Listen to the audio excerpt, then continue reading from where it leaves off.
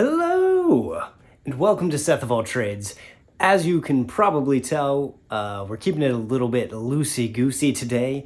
I'm in the middle of a big project and my studio's a bit of a mess.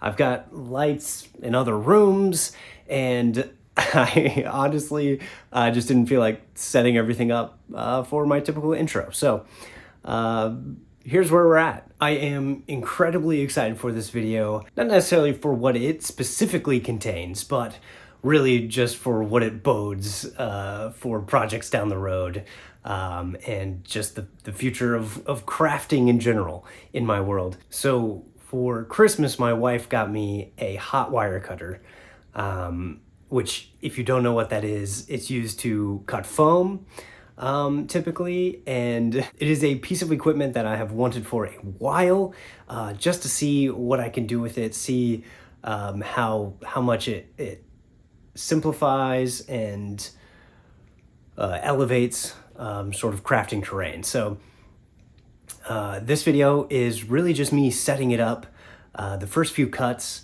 on it, and kind of a few test projects to try it out, see how it works, figure it out.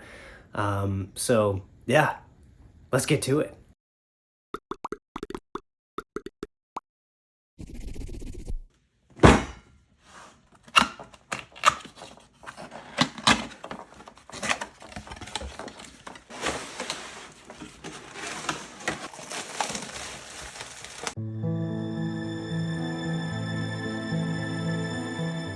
So this is a Proxxon hot wire cutter, and putting this thing together was not too bad. I made it harder on myself than it should have been, but we eventually got there.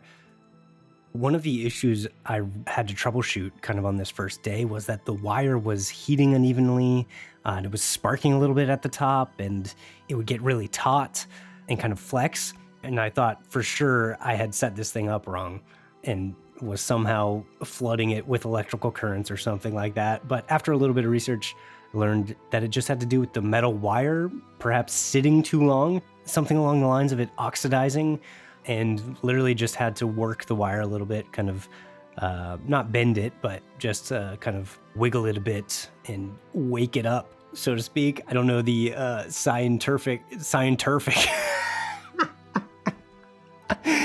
oh god, I don't know the scientific term for it, but that worked like a charm.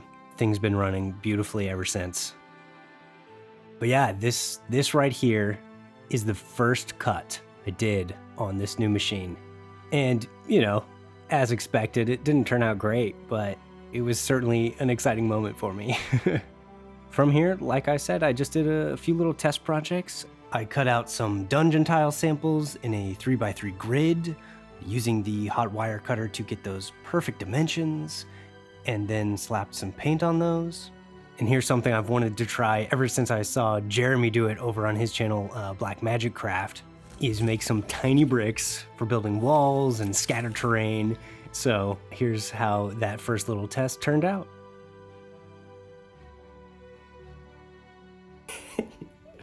Did you see those tiny bricks? Man, if you are just as excited as me to see what this hot wire cutter can do, let me know by liking this video. And if you've got ideas of what I should craft next, let me know in the comments.